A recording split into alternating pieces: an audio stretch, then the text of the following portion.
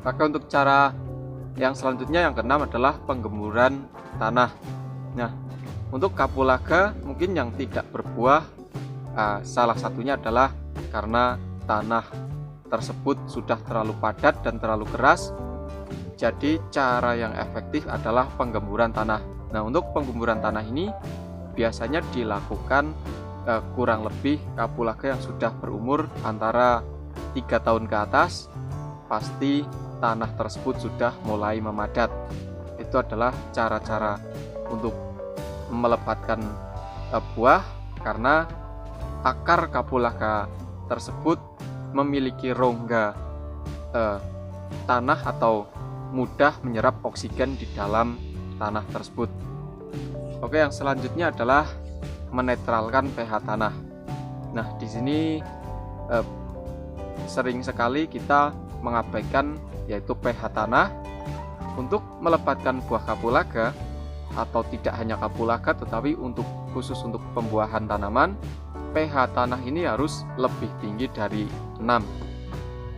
Jadi di awal pertumbuhan pH tanah bisa 5 atau 6 atau 7, tetapi kemudian khusus untuk ketika pembuahan atau masa generatif, pH tanah ini harus lebih tinggi. Jadi solusinya kita bisa menggunakan kapur ya untuk meningkatkan pH tanah agar kapulaga kita, tanaman kita itu lebih mudah penyerapan unsur haranya ketika pH tanahnya netral atau di angka 7. Nah, untuk pembuahan juga paling bagus antara 6 dan 7, bisa juga 7 lebih atau 7,5.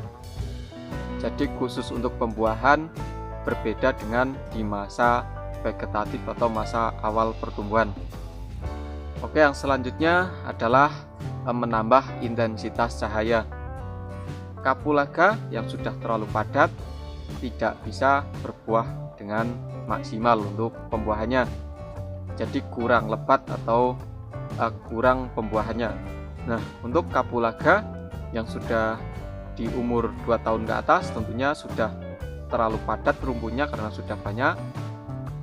Jadi kita harus pengurangan seperti pemangkasan daun kapulaga dan penjarangan kapulaga yang sudah tua, atau bisa melakukan pengurangan pohon pelindung atau pohon naungan yang di atas tumbuhan kapulaga ini yang mungkin terlalu rimbun menutupi bagian tanaman kapulaga.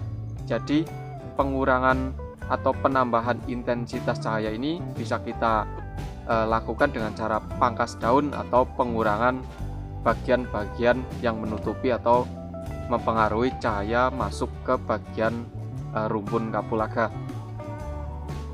Oke, cara selanjutnya adalah waktu pemupukan yang tepat. Kapulaga butuh pemupukan yang rutin atau pemupukan yang tepat, yaitu waktu pemupukan yang paling tepat ketika sudah kita panen. Selesai kita panen, kita melakukan pupuk ulang, yaitu pupuk untuk menetralkan kembali atau memulihkan kembali tanaman yang baru kita panen. Dan selanjutnya pupuk yang kedua adalah pupuk untuk pembuahan. Jadi di awal setelah panen kita bisa menggunakan pupuk seperti biasa, pupuk NPK atau pupuk yang lainnya, dan setelah sekitar 1 bulan kita baru melakukan pupuk untuk pembuahan.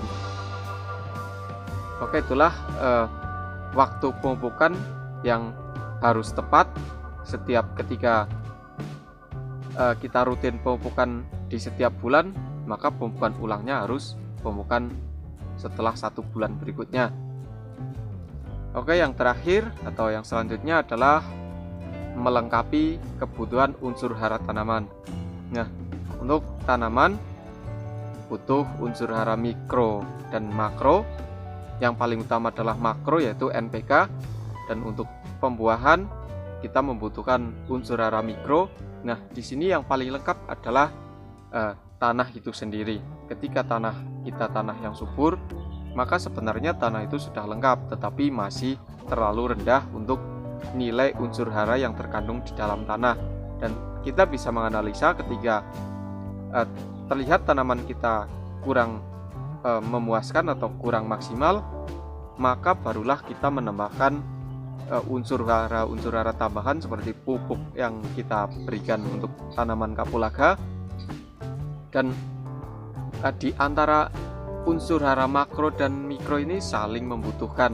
Jadi unsur hara makro tidak bisa terserap secara sempurna tanpa unsur hara mikro atau unsur hara yang lainnya. Nah, untuk kelengkapan unsur hara itulah yang membuat tanaman kita lebih subur, lebih maksimal, dan pembuahannya berhasil. Oke, itulah cara-cara untuk melebatkan buah kapulaga, yaitu ada 10 macam cara yang telah kami bagikan. Semoga video kali ini bermanfaat. Sekian dulu, terima kasih. Wassalamualaikum warahmatullahi wabarakatuh.